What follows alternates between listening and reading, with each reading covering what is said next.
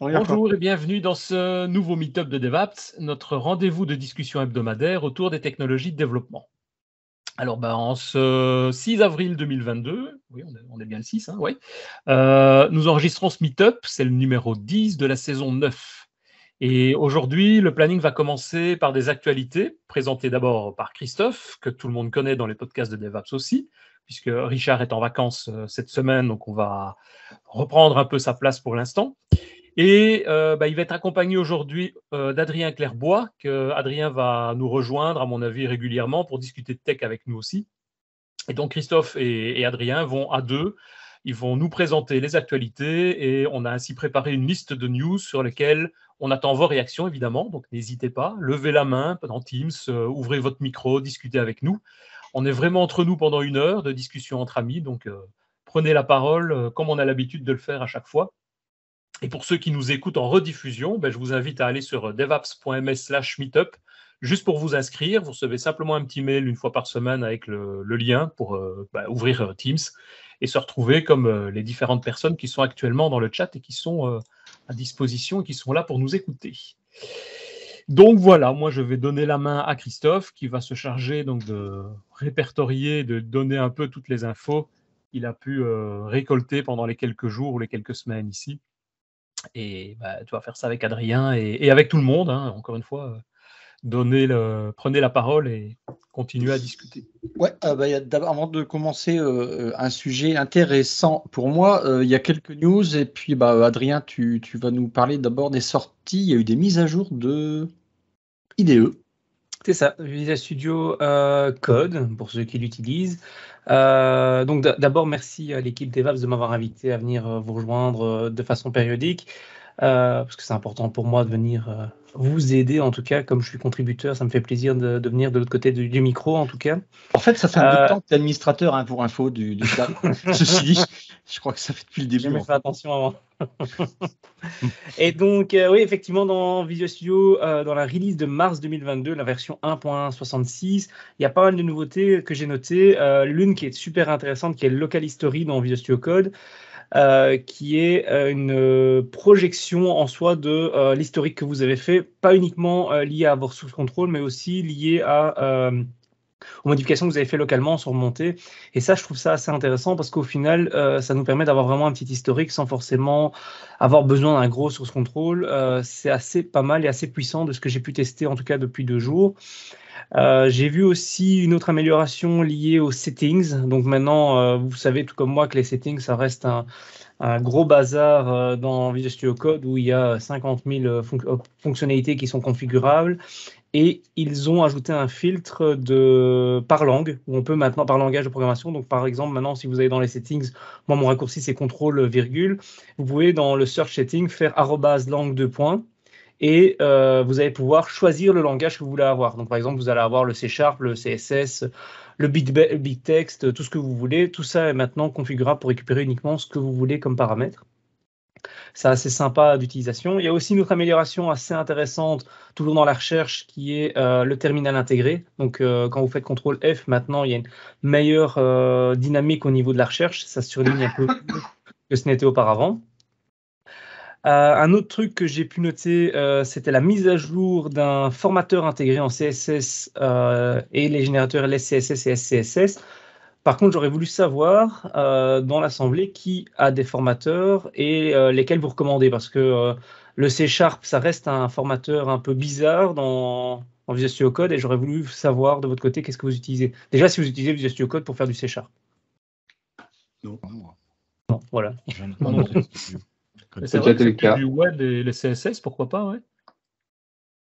C'est bizarre que ce n'était pas déjà intégré d'ailleurs. C'est ce que je me demandais en fait. Il y en avait, mais c'était des extensions qu'il fallait installer. Maintenant, il y a vraiment quelque chose de natif qui est mis de base. Et je pense qu'ils sont dans cette optique un petit peu de fournir un IDE un peu plus compliqué, un peu plus complet et plus en mode venez comme vous êtes et compliqué en même temps. Parce que sur Visual Studio normal, c'est automatique déjà ça. Le formatage du Ouais, mais je pensais que c'était la différence justement où VS Code arrivait quasiment tout nu et que tu rajoutais au fur et à mesure ce que tu avais besoin.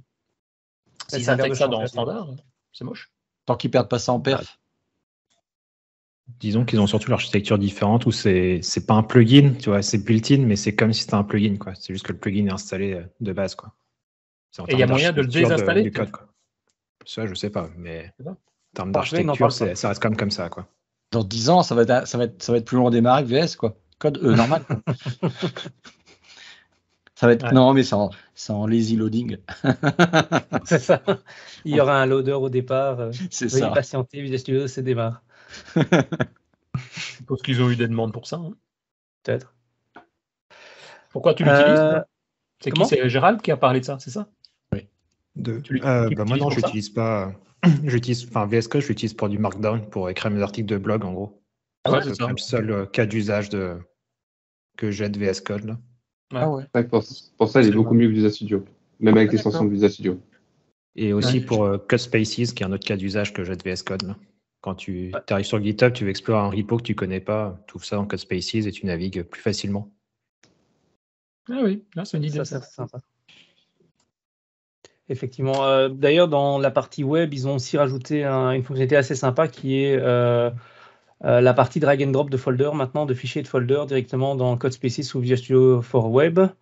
Et donc là, pour ceux qui n'ont jamais vu ça, il faut simplement aller sur vscode.dev et vous allez voir qu'on a un Visual Studio disponible on the web.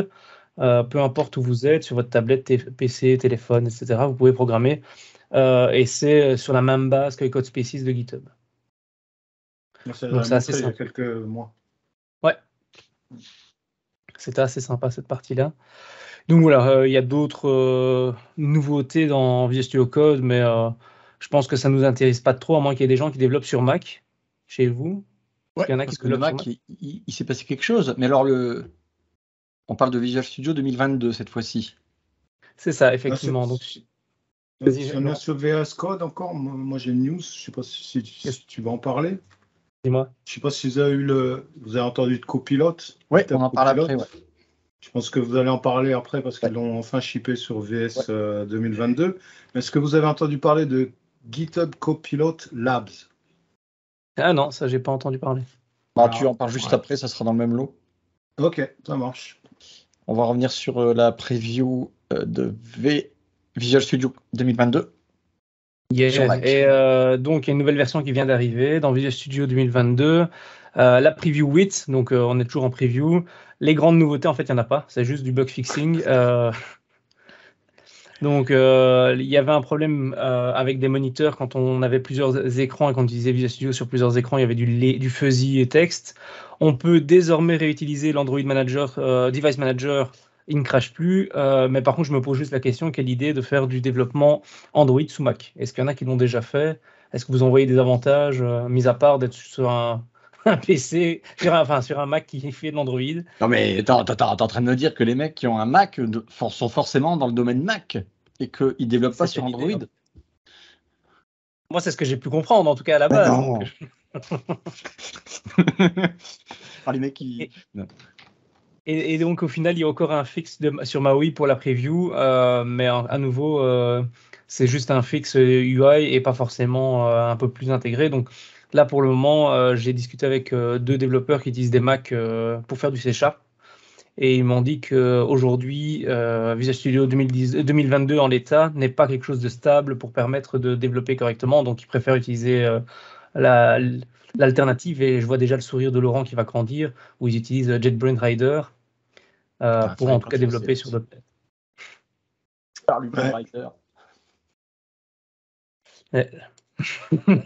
Il a envie de dire un truc. Allez, vas-y, fais-toi plaisir. Non, j'ai rien à dire. Je peux pas en parler. Tu n'as pas de muselière, Laurent. Tu peux y aller. On est entre nous. Il peut pas. Non, je peux pas. Tiens, en parlant d'autre chose, vous avez vu cette semaine, il y a comment il appelle Steve Sanderson qui a partagé en fait un bout de code ASP.NET Core serveur qui tournait en WASM. Alors en fait, c'est que de la preview bêta, archi bêta. Mais bon, j'ai pas été très loin dans ce qu'il a fait. Il a mis une page. Alors on peut partager le code. je vais le mettre dans le commentaire, on mettra dans le billet du truc sur YouTube. Il y avait une démo en fait où c'est pas du Blizzard, c'est du. J'ai pas suivi plus loin. Hein. Pourquoi de l'ASP.NET serait intéressant? Non, mais c'est juste pour le fun. montrer pour le fun, pour montrer qu'en fait qu'avec Wasm et Wazi, Ouais, Wazi. c'est surtout ce qui est intéressant, c'est ce qu'il a montré avec Wazi. Ouais, c'est ça. Et que Microsoft est en train d'investir en fait dans cette techno, qui est en fait prendre ce qu'on fait avec WebAssembly dans le browser et pouvoir le faire tourner en dehors du browser et avoir une interface qui est définie pour discuter avec un operating system par exemple. Donc ça c'est l'intérêt de Wazi. Et la démo qu'il a fait, effectivement, il a compilé une application en ASP.NET Core qu'il a fait tourner dans le web browser comme s'il faisait tourner le serveur ASP.NET dans le browser. Quoi. C'est pas lui tout au départ, il y a 4 ans, qui avait lancé Blazor. Si, c'est lui. Hein. Si, c'est lui. Ouais. Steve Sanderson qui a lancé Blazor. Et, après, c'est aussi parce qu'ils sont en train de travailler sur le fait de pouvoir lancer des. Aujourd'hui, c'est la partie WebAssembly, c'est vraiment lié à Blazor. Là, ils essaient de découpler ça aussi et qu'en gros, tu fais une application console, tu la compiles en WebAssembly, quoi. Et que ça soit quelque chose de facile. Donc là, c'est un peu du bullshit tout ce qu'il a fait là pour dire qu'ils sont allés très très loin là. Mais en vrai, le vrai scénario, c'est ça. Tu fais une application console, tu la compiles en WebAssembly. Donc moi, ce que j'ai pu tester, d'ailleurs, j'ai discuté un peu avec lui sur Twitter parce que j'avais quelques problèmes. J'ai pu faire une application .NET ASP.NET MVC et gRPC aussi, un service gRPC. Les compiler et les lancer dans WasmTime, qui est un des runtime Wazi. Et donc là, on se retrouve avec un exe un binaire d'une 13 ou 14 mégas et qui permet d'exposer un service ou une application web et qui démarre instantanément. Donc c'est un peu ça qui est visé avec tout ce qui est Wazi, quoi. Donc c'est vraiment, moi, c'est un truc que j'attendais de voir ce qu'ils allaient faire. Et puis, ils commencent bien à communiquer là-dessus. Donc, il y a des plans pour .NET 7. Donc, ça va être bien intéressant de voir ça, quoi. Juste pour info, au cas où vous ne saviez pas, le WASI, c'est interface. Hein. Système interface. C'est WebAssembly System Interface. Ouais, ça serait WASMC, en vrai. Ouais. Parce que sinon, Wazi, c'est une ville au Cameroun, mais on s'en fout. En parlant de Cameroun, GitHub, copilote, Adrien, tu nous dis la petite news qu'il y a eu cette... Ouais, Laurent l'a un peu violé, cette partie-là, où je voulais faire la surprise. Non, je plaisante. Et ça fait partie de la seule truc qu'on peut dire du MVP Summit, ou en tout cas qu'on a pu rapidement avoir l'info, c'est que Visual Studio 2022 a désormais une extension disponible pour Copilot. Ce qui est assez cool. J'ai voulu regarder pour faire des démos, mais au final, ça revient à la même chose qu'on pouvait faire avec GitHub, avec Visual Studio classique, ou Visual Studio Code, ou JetBrains, Rider. Ce qui est super cool, c'est franchement cette intégration supplémentaire où il y a le petit logo qui tourne, alors que dans Visual Studio Code, il ne tournait pas, il était fixe. Et là, maintenant, on a vraiment une petite animation ainsi. On sait qu'il y a quelque chose qui se passe, on attend, et au final, ça arrive. Moi, je trouve ça assez cool. Ce qui est juste dommage, c'est que Visual Studio a quand même perdu, pour moi, de mon point de vue en tout cas, son avance avec l'utilisation de GitHub, alors qu'ils auraient pu simplement dire à l'avance que JetBrains, que c'était déjà dans les cartons, alors que JetBrains a été dans les premiers à l'annoncer en disant Visual Studio Code est le premier, puis Rider sera sûrement le second.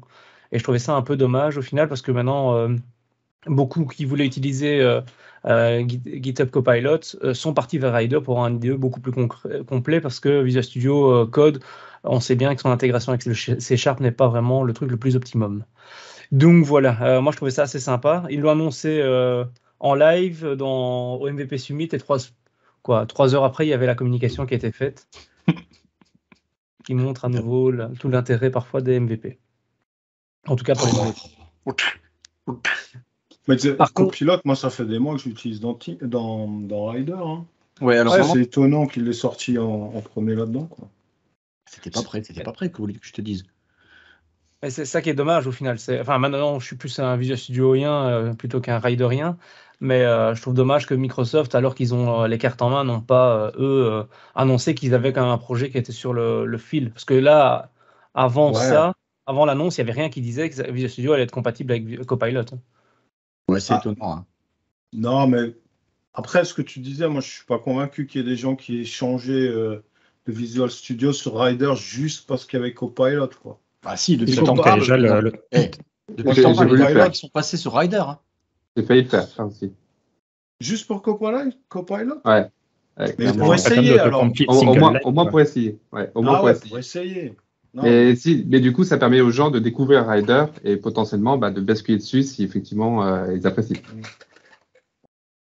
C'est une vraie question. Vous appréciez vraiment l'autocomplete de Copilot? Parce que moi, techniquement, je préfère l'autocomplete de dépend. Visual Studio qui fait ligne par ligne, parce que c'est souvent beaucoup plus pertinent et quand tu acceptes, parce que le Copilot, il suggère beaucoup de choses qui sont pas bonnes en vrai, avec des bugs dedans, des choses, tu te retrouves à faire beaucoup d'édits en fait, dans les suggestions multiline. Et Alors, je j'ai trouve que pas- l'autocomplete single line de Visual Studio était potentiellement plus pertinente en général. Alors, j'utilise depuis lundi en fait dans Visual Studio pour les projets dont je suis actuellement et du peu d'expérience que j'ai eu pour l'instant, ça le fait plutôt bien. J'ai pas eu trop de soucis de trop de code généré en fait. Au contraire, généralement, c'est plutôt, je sais pas comment dire. En plus, c'est facile d'annuler si ça te convient pas. Tu appuies sur échappe ou tu continues d'écrire. Et C'est ça, mais après, par quand contre, tu c'est peux pour pas genre accepter écrire 3 lignes sur les 20, quoi. C'est quand tu touches 20 lignes, tu peux pas dire je prends les 3 premières facilement, quoi. j'ai pas eu ce cas de figure encore. J'ai déjà eu des cas de figure, genre je commence à écrire mes commentaires ou des logs et il me finit mon commentaire. Et ça, c'est génial. Mais j'ai pas eu de ce cas de figure où effectivement tu veux qu'une partie ou Ça, quoi. ça c'est de l'autocomplete. Toi, quand tu finis ton commentaire, c'est single line. Ouais. Toi, Visual Studio, vous êtes déjà techniquement, pas forcément les commentaires, mais au niveau du code, là. Il faisait moins bien par contre, je trouve. Parce que là, il me rajoute bien les paramètres. Dans le ton logger, par exemple, il te rajoute bien tes paramètres après coup, etc. Bon. Ouais, moi, je veux dire que franchement, je l'ai utilisé pour jouer. Et c'est un truc que j'ai vu disabler parce que c'était vachement intrusif dans mon flow de frappe et tout ça, quoi. Il y a des choses intéressantes. Je ne sais pas si je vous ai raconté l'anecdote, mais le premier test que j'ai fait, c'est de rentrer la première question que je fais passer en interview dans la partie coding. Et Copilot résout le problème, quoi. Alors, qu'est-ce qui Donc va se passer il restera toujours tes licences de Visual Studio et puis tu prendras ou pas Copilot ou on peut s'attendre à une fusion? Parce que moi, je pense que c'est un sincèrement, truc que tu vas activer de temps en temps quand tu en as un peu besoin, quoi. Mais je vois pas pourquoi tu aurais ça. comme Gérald, je trouve que le truc ligne par ligne, franchement, ça m'impressionne toujours parfois l'intelligence qu'il y a derrière. Mais quand c'est les pavés, vous savez, quand vous faites, il vous propose un petit bloc de texte, là, j'ai toujours trouvé ça nul, moi, pour l'instant. Ce qu'il me proposait, c'était pas terrible, c'était plutôt faire du code pour faire du code, quoi. Ouais. Après, il faut pas oublier que c'est le début, hein. Ouais. Ça, c'est Des sûr, choses qui ça vont va bien s'améliorer. Ouais, on va finir par du no-code, de toute façon, c'est évident. Et justement, non, mais justement, la news dont je parlais, la GitHub Copilot Labs, je vais juste partager vite fait mon écran pour vous montrer le site. Donc, j'ai mis le lien dans le chat. En fait, l'idée, c'est, et je l'ai testé dans VS Code, l'idée, c'est de rajouter des fonctionnalités. Et là, en fait, ce qu'ils font, c'est... Ouais, je peux zoomer, bien sûr. Non, je sais que Denis va partir, alors je dis avant lui. Ouais.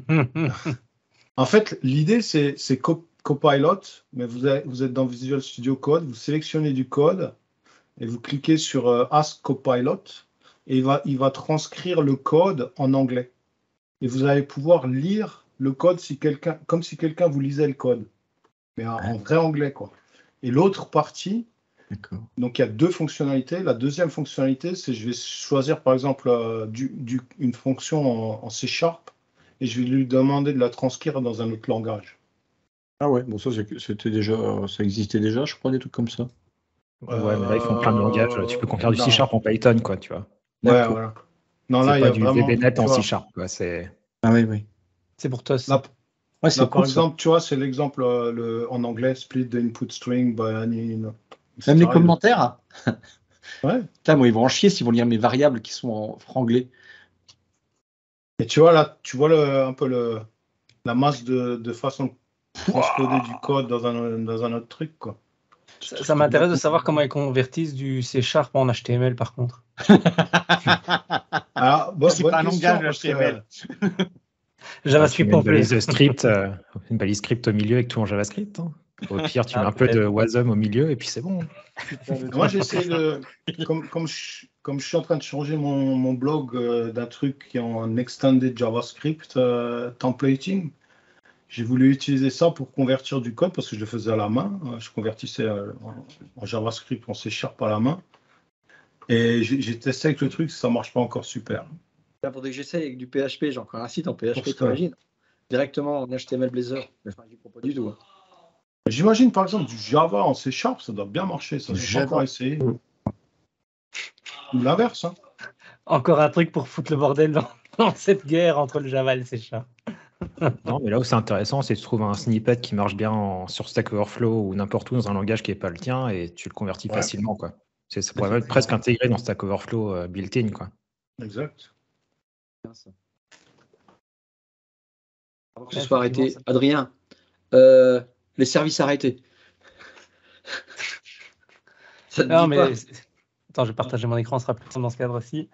Je suis tombé sur un projet sur GitHub. Il faut juste que je retrouve le lien. Où est-ce qu'il est ? Il s'est barré.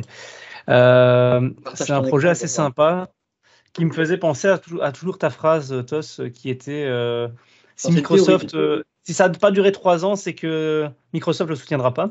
C'est ça, c'est une théorie. Hein. Enfin, ça devient un axiome. Je pense que ta théorie, elle se tient de plus en plus, j'ai l'impression en tout cas. Et je suis tombé sur ce lien. J'essaie juste de partager mon écran. Hop, enfin en tout cas la fenêtre. Teams c'est encore capricieux, désolé. Hop. Windows. Damien s'est endormi. On mettra ton GitHub Labs. C'est pas celui-là.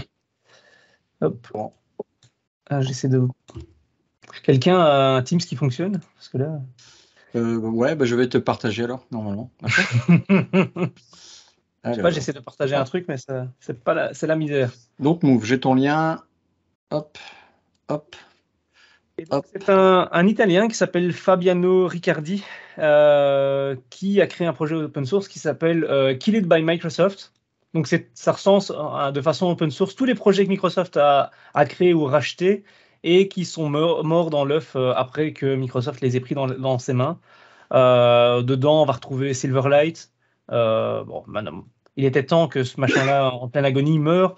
On va retrouver aussi, malheureusement, à mon grand regret, Windows Phone. On va retrouver Remix 3D ou encore plein d'outils qu'on n'a jamais vus sur le marché parce que simplement Microsoft les a repris et n'a jamais commercialisé le truc.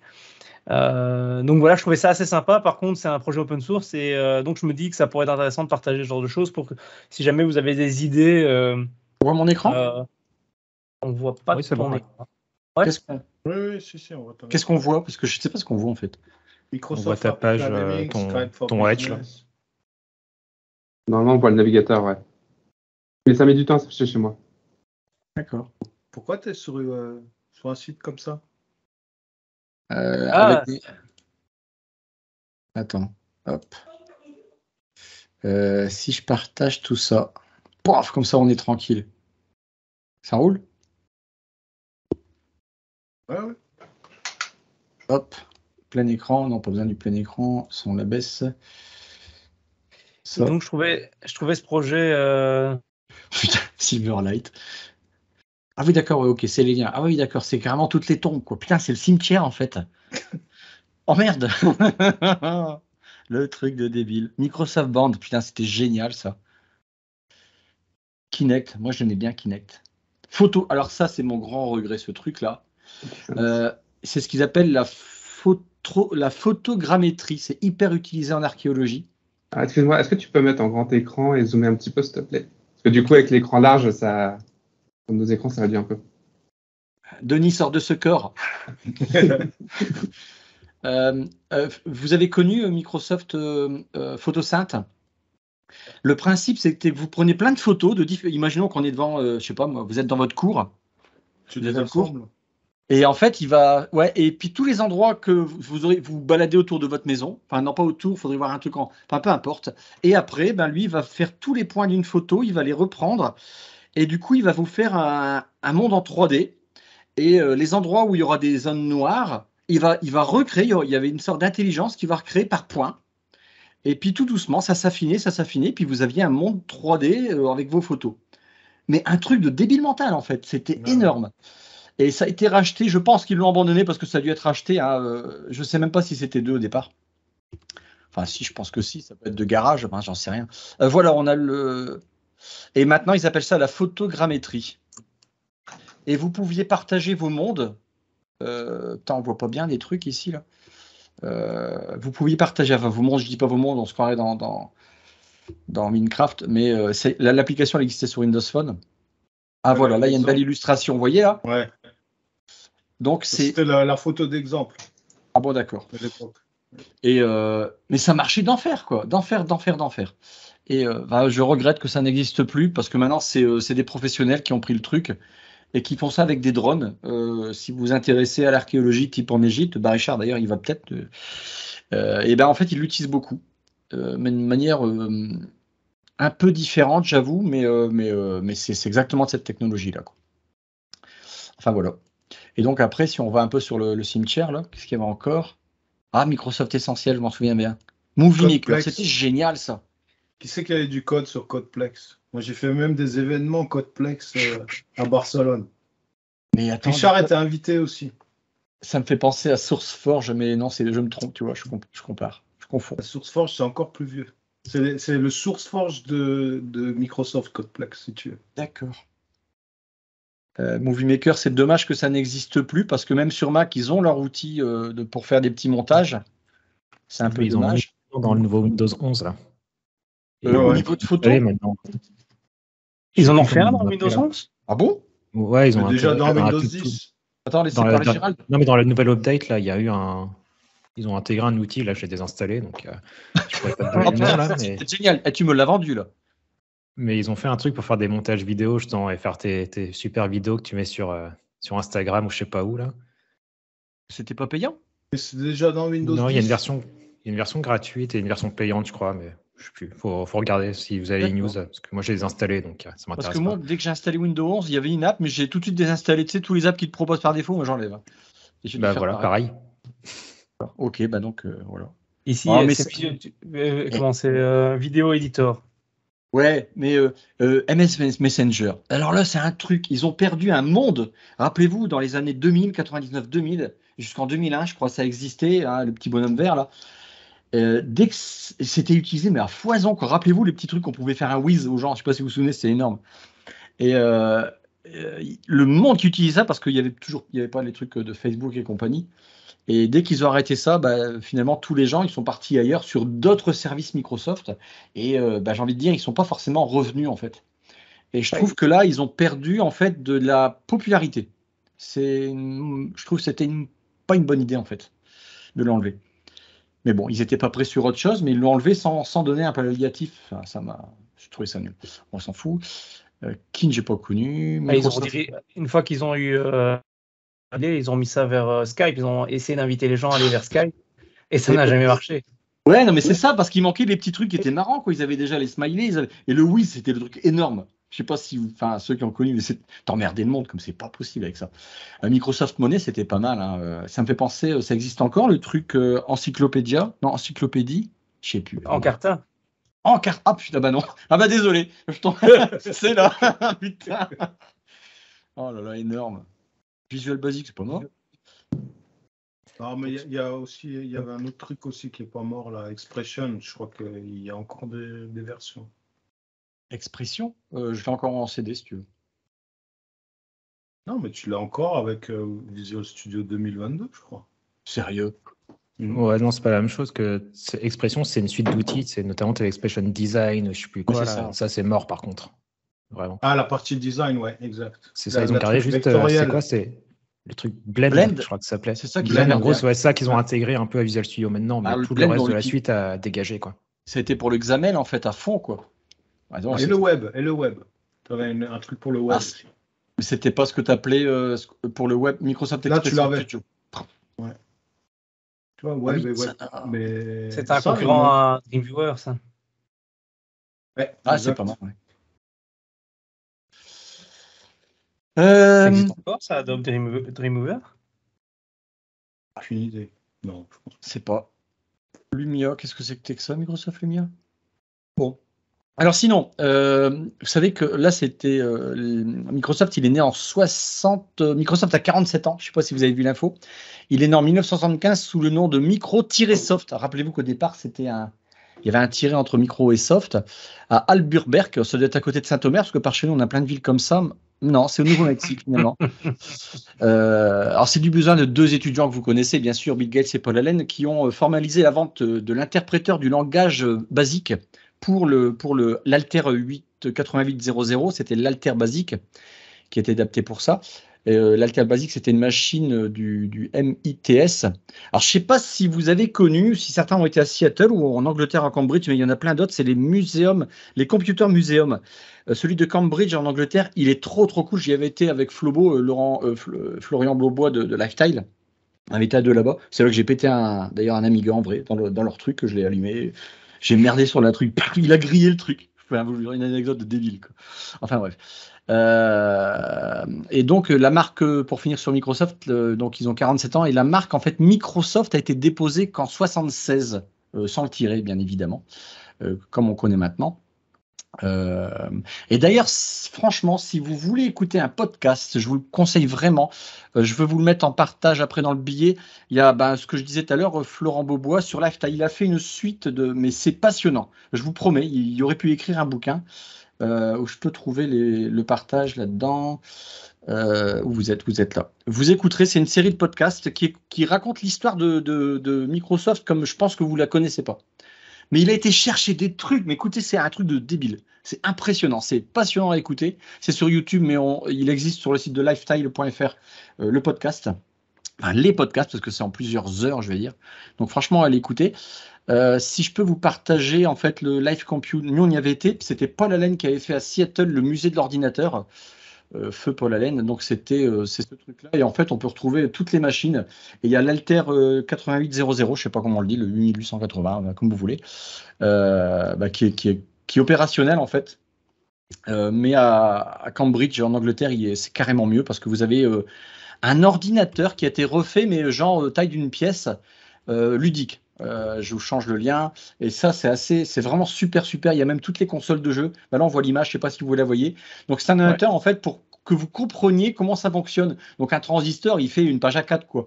Mais en fait vous comprenez toute la logique et vous pouvez interagir. Mais en fait vous êtes dans une machine. Voilà, on va dire ça autrement. On est dans la carte mère finalement, et on peut toucher à tous les boutons pour voir ce qui va se passer. C'est super génial. Et ça coûte, pour moi.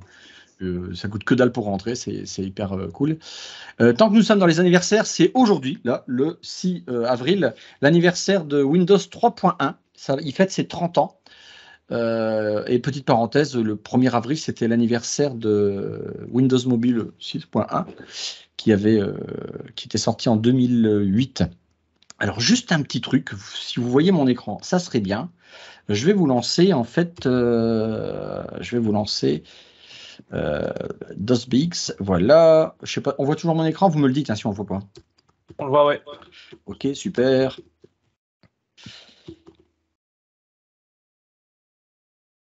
Ah non, qu'est-ce que j'ai fait d'erreur? Bah oui. Non, CD, c'est 2 points. Voilà, CD Windows. Win. Alors là, est-ce que je peux zoomer? Ok, donc là en fait c'est une vraie, je ne sais pas si elle zoome là-dessus, je connais pas bien DOSBox. Non, on utilise Magnifier. Ouais, non mais non, on peut pas là. Alors ça c'était pour un peu vous faire voir un peu les premiers langages que j'ai retrouvés, c'était un truc de fou. Alors je vais faire CTRL F10, voilà, non, je suis dans l'interface. Et en fait on peut recoder, ça c'est Visual Basic version 1.0. Je pense qu'on peut faire... Ouais, ça marche. Et on peut faire run. Tiens, Adrien, c'est pour toi, mon chouchou. Non. Si, pour toi. Oh putain, non, mais c'est un truc de fou, en fait. Et j'aurais voulu installer, je vous promets, la version DOS, parce que je ne l'ai jamais vue, la version DOS de Visual Basic. Tu sais nous montrer le code que tu as fait? Ah ouais, non, mais il est un peu compliqué. J'ai fait ça en assembleur derrière. Ouais, parce qu'en fait, ça marche super bien en fait. Tu fais ça, puis hop, clic. Ouais, bon, j'avoue. Tu pensais que j'aurais fait Messenger, Message Box. Voilà. Tiens, en parlant de trucs du 1er avril, vous avez vu le Easter eggs qui est sorti, je ne sais plus combien de temps après, sur Windows 1.0. Je ne sais plus, quelqu'un qui a trouvé un Easter egg de 30 ans après. 40 ans. Ouais, 30 ans. Ouais, bah Windows 1, je ne sais pas de quand il date. Et là, je l'ai retrouvé du coup. Alors, si j'abaisse.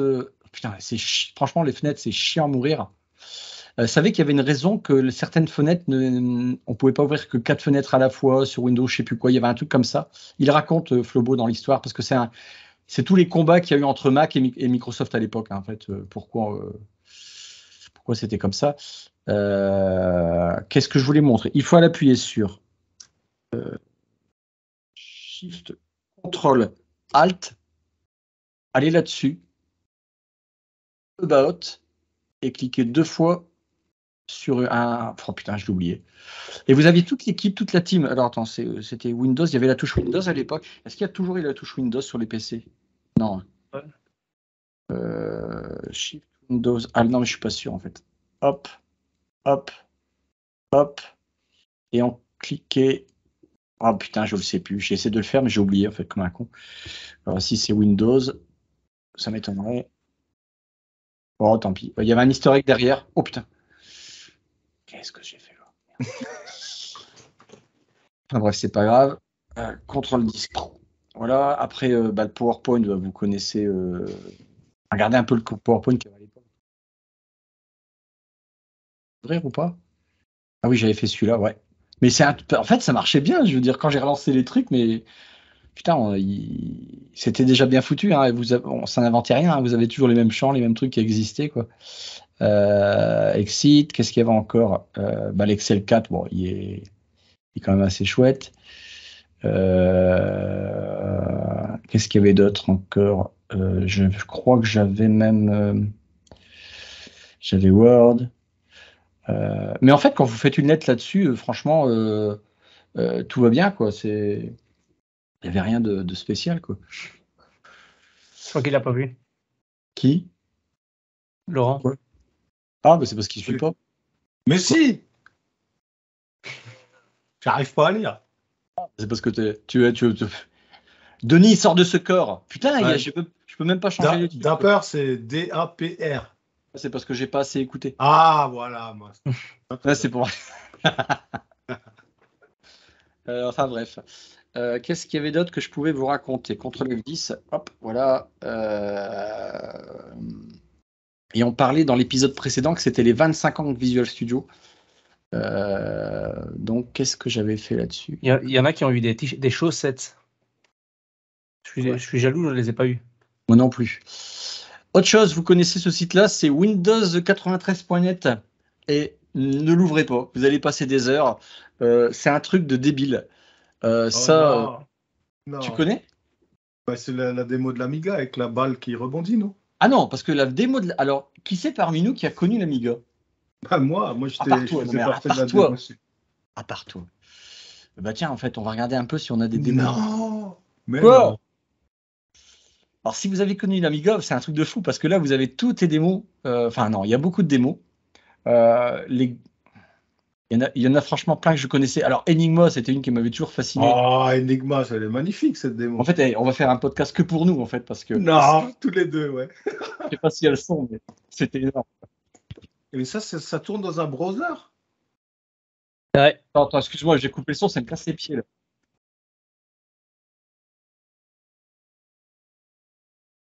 Laurent, je viens de te mettre le lien dans la conversation. Ouais. Il y avait ici les Super NES. Et ce truc-là, en fait, à vous faire perdre du temps, quoi. Franchement, mais c'est monstrueux, en fait, ce qu'ils ont fait là. Je pensais même qu'il y avait le DOSBox, mais je dis putain, on peut relancer un émulateur, tu sais, de Windows à l'intérieur, mais j'ai pas essayé parce que j'ai pas que ça à faire. C'est des WSM derrière? Pardon? C'est des WSM? Je pense pas. Et j'ai joué en plus à ça.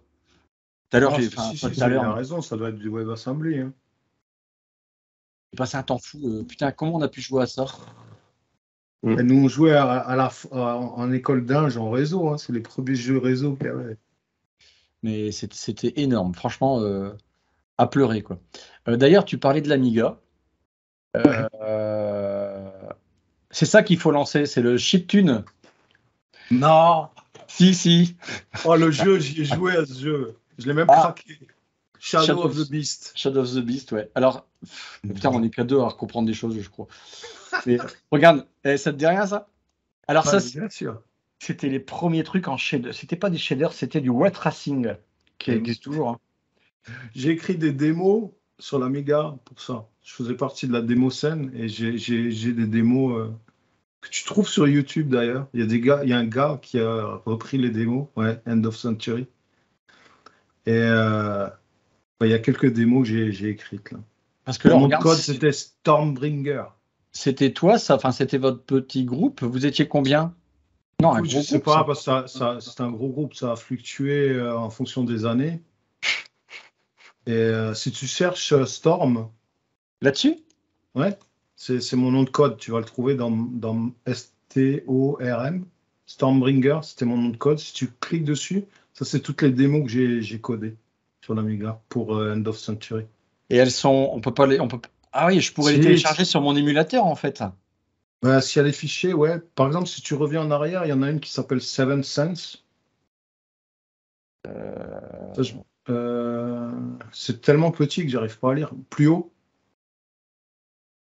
Ouais, là, t'es dessus. Seven Sense. Ouais. T'as quelqu'un qui a retranscodé. Et c'est toi qui as codé ça? Ouais. Oui, des parties en tout cas, ça c'est clair. Ça c'était des concours de démo où tu vois, ça tenait dans 4 kilooctets dans le boot. Le loader.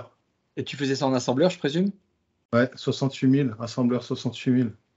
Et comment t'as appris? À la poigne. Attends, je vais couper le son. En fait, j'ai commencé avec un ZX81. À l'époque, tu avais 1 kilobyte de mémoire. Donc, t'imagines, tu fais pas grand-chose. C'est un truc, je voulais un jeu d'échecs et pour jouer tout seul. Et en fait, mes parents, à travers d'un gars qui bossait dans la recherche, ils ont entendu parler d'un ordinateur. Et le gars leur disait, dans quelques temps, il y aura des jeux qui viendront d'échecs sur les ordi. Et ils ont commandé ce truc en Angleterre, ZX81. Avec 1 kilobyte de mémoire. Après, on avait acheté l'extension de 16 kilooctets. Et tu faisais du basique. Mais en basique, tu faisais 10 print Hello World, 20 go to 10, quoi. Et puis la mémoire, elle était pleine, quoi. Donc, tu faisais de l'assembleur après, quoi. Ouais. Et j'ai appris l'assembleur comme ça. Ce qui est marrant, c'est qu'en école d'Inge, des années après, j'ai fait des TP où on devait piloter des ascenseurs avec un microprocesseur Z80. Donc les profs, quand je suis arrivé et que j'ai fait les TP, ils n'avaient jamais vu du code comme ça. Ils étaient sur le cul, quoi. Mais les démos là, sur l'Amiga, c'était de l'assembleur 68 000. Et en fait, ce que je faisais aussi, c'est que on craquait les jeux sur Commodore 64 à l'époque. Ouais, tu dessoudais, quoi, c'est ça? Ah non. Ouais. C'était déplombé. On déplombait les jeux, craquer ouais, en anglais. Et puis sur Amstrad, on bougeait la tête de lecture, c'est tout. Ouais. Et je dois dire quand il y avait un groupe, j'étais dans un groupe où on récupérait des jeux qui venaient des États-Unis, qui n'étaient pas sortis encore en Europe. On les déplombait. Ça, c'est une scène en 3D hein, à l'époque. Et on récupérait les jeux des États-Unis, des gens les achetaient, nous les envoyaient par la poste. On convertissait de NTSC en PAL pour que ça marche chez nous. Ah oui. Et on les craquait en plus. Et avant qu'ils soient sur le marché, les jeux ils étaient dispo gratuits. C'est comme ça que je suis arrivé là-dedans en fait. J'ai pas acheté beaucoup de jeux sur Amiga. Bah, c'était les parties copies en fait. Tu te ramenais avec des cartons de disquettes et puis ça y est à foison quoi. Moi, en fait, la première fois que j'ai vu ça, j'étais à Tilburg en Hollande pour une compétition de démo. Et c'était exactement ça, quoi. La plupart des gens, ils venaient avec 4 ou 5 floppy disks et ils faisaient des copies de copies en parallèle comme des fous, quoi. Et en fait, on en parlait dans je crois, un épisode dernier, là, quand vous lancez une nouvelle application sur Visual Studio, une application console, c'est perturbant pour les anciens parce qu'on voit rien. On a juste directement le curseur, on n'a plus qu'à taper, il n'y a plus les using, il n'y a pas les namespaces. Et je ne sais plus à qui on en a parlé il n'y a pas longtemps, je ne sais pas si c'est sur un meet-up, où ça fait drôle, quoi. Les gens, ils cherchent à revoir le premier, le comme avant, quoi. Vous avez remarqué ça, hein? Vous dites, putain, moi, la première fois que j'ai vu ça, je dis, putain, il y a eu un bug quand j'ai installé Visual Studio, quoi. Il manque un truc, quoi. Et en fait, quand on démarrait nos ordinateurs, pour les plus anciens, on avait directement le basique, c'est-à-dire qu'il n'y avait aucun système d'exploitation à part le basique qui était en mémoire, souvent c'était les basiques de Microsoft derrière. Et puis vous aviez ça en fait, je ne sais pas si on voit toujours mon écran, il fallait faire ça, quoi. C'était les premiers langages, c'était juste énorme. Et ça en fait, c'est un site qui vous retrouvez, alors c'est du basique Microsoft. Donc si on fait run, forcément ça marque Hello World. Maintenant on marque plus Hello World, en fait on va marquer test de François et puis c'est tout, quoi. Vous faisiez, je sais pas si vous avez connu basique, un input, je sais pas si ça marche dans ce langage-là, input, il nous le fait quand même. Ouais, voilà, on mettait une valeur et puis on n'en faisait rien, quoi. Et puis techniquement, si on faisait print A plus 2, ça doit marcher. On met pas point virgule à la fin, normalement. Ouais, c'est ça, ouais. Donc c'était juste énorme. Alors en fait, ce truc-là, il va nous lister tous les jeux. Alors, moi, quand j'ai revu ça, ça m'a rappelé un peu mes premiers ordinateurs. Moi, c'était un Atari 800 XL. Et en fait, je ne sais pas si vous avez connu Tilt Magazine où vous aviez du code source à taper. Et si vous voulez, moi, ça me vendait du rêve. En gros, regardez, c'était ça. C'était des listings de pages. Je ne sais pas si on voit mon écran. Et Tilt, ça s'appelait Tilt Magazine, ouais. Et là, par exemple, il y avait un jeu d'échecs. Alors, vous tapiez ça. Alors, je ne sais pas si on peut zoom. Voilà. Vous tapiez ce genre de code, mais vous passiez. Parce que moi, j'avais même pas de lecteur de disquette pour sauvegarder. C'est que le lendemain, je laissais ouvert la machine, quoi. Parce que j'avais monopolisé la télé de mes parents avec la prise Péritel. Ils ne pouvaient pas regarder la télé, mais je débranchais. Et puis, il ne fallait pas éteindre ni couper le courant, quoi. C'était un truc de débile, quoi. Et si vous voulez. Toi, on passe pour des dinosaures, là. Ouais, mais c'était ça, en fait. Et putain, il y avait toujours des bugs, de toute façon, dans ces pages. Il y avait toujours des trucs qui ne marchaient pas. Mais encore, là, je ne retrouve pas. Mais souvent, dans ces Tilt Magazine, vous aviez des images, un peu comme l'image tout en haut, là. Enfin, mais j'y croyais, quoi. Je dis, putain, je vais avoir un jeu 3D, je vais avoir un vaisseau spatial qui va aller en 3D et tout. C'était que des merdes. Et si vous voulez regarder là, vous lancez un jeu de golf, mais c'était ça, votre jeu de golf.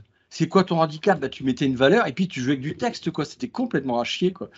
Mais bon, on passait un temps fou, puis après, à la fin, on était content, puis on éteignait l'ordinateur, et puis on avait passé 4 heures de votre journée à taper ça, pensant qu'il y aurait eu du graphique, parce que moi, j'y croyais jusqu'au bout, hein. Quand je voyais les datas à la fin, je dis, putain, il va me faire un truc de fou, quoi. Pour me faire des super graphiques à la fin avec 4 lignes, mais c'était que de les merdes.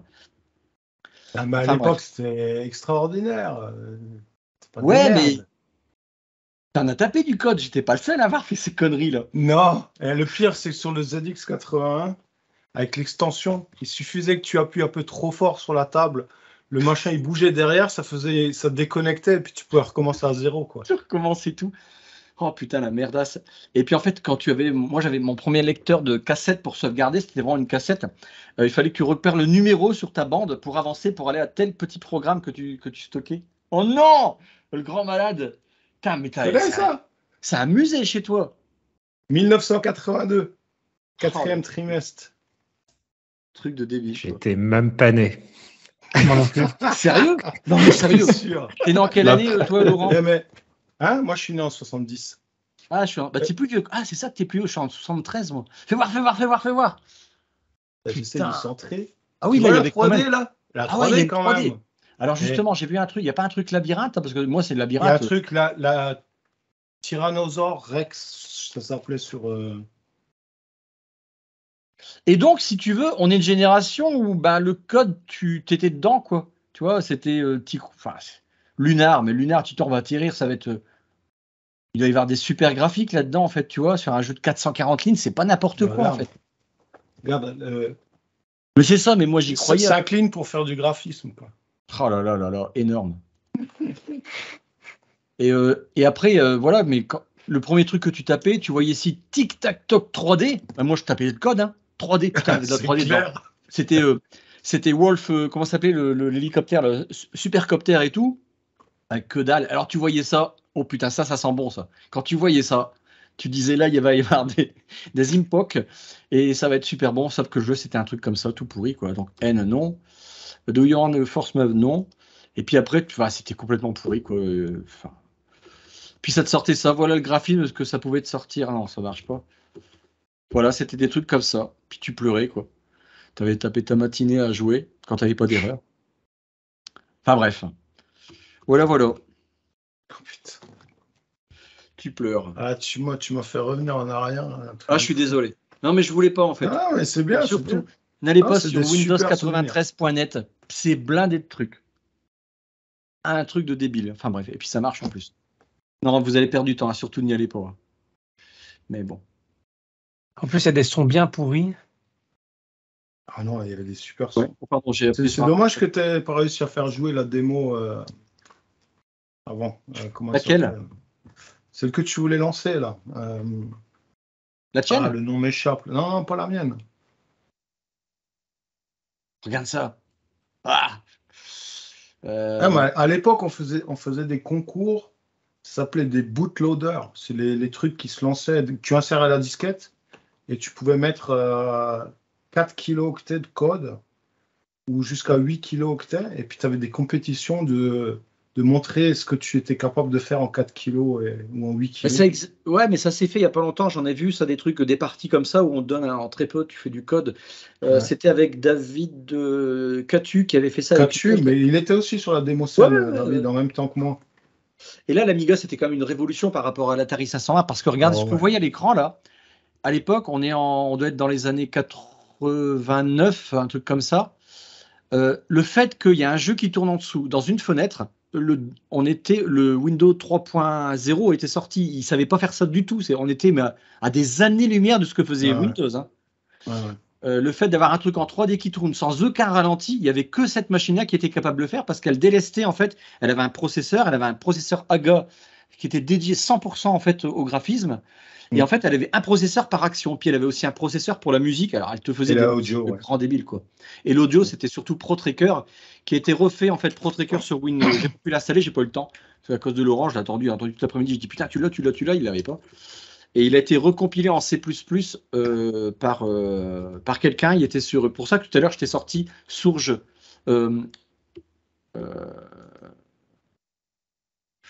ProTracker, voilà. ProTracker. Et donc, là, et le code, il est là. Et en fait, toutes les musiques qui sont en point mode, moi, je l'ai quelque part, je l'ai sur mon disque, je l'ai gardé. Ça fonctionne, en fait. Ça fonctionne à 100%, quoi. Le même, quoi. Moi, je faisais que des musiques, en fait, sur Amiga. D'accord. Et en fait, c'était des trackers. Des trackers, en gros, c'est des pistes de 64 lignes. 64 lignes qui représentent 4... je ne sais plus comment faire en musique. Vous savez, quand il y a des lignes verticales, je ne sais plus le nom, j'ai oublié.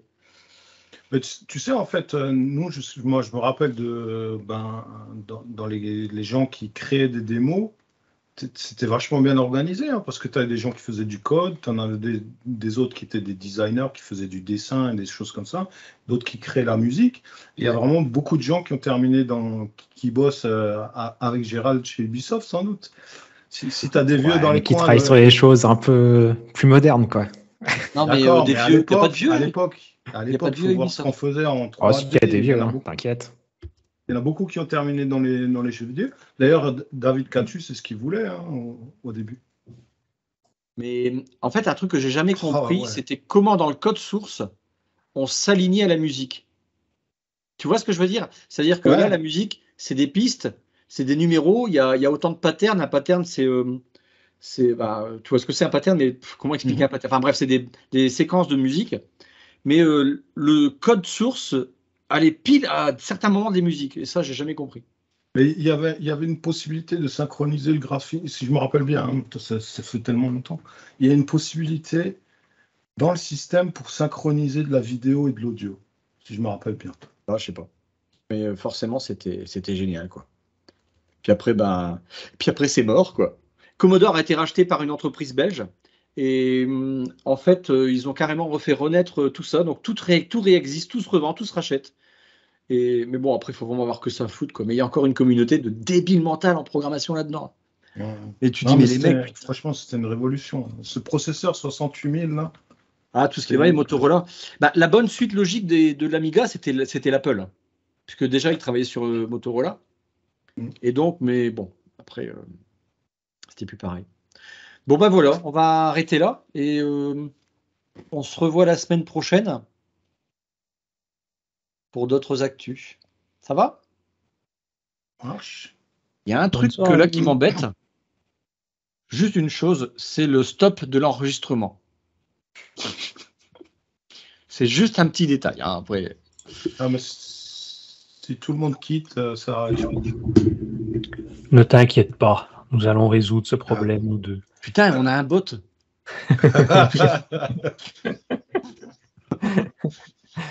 Non, mais on va trouver une autre solution aussi pour la prochaine fois. Ça sera plus simple que ce soit toi qui aies directement les manettes. Vous voulez que j'appuie sur le bouton arrêter? Oui, bien sûr. Oui. À la semaine prochaine alors. Salut, ciao.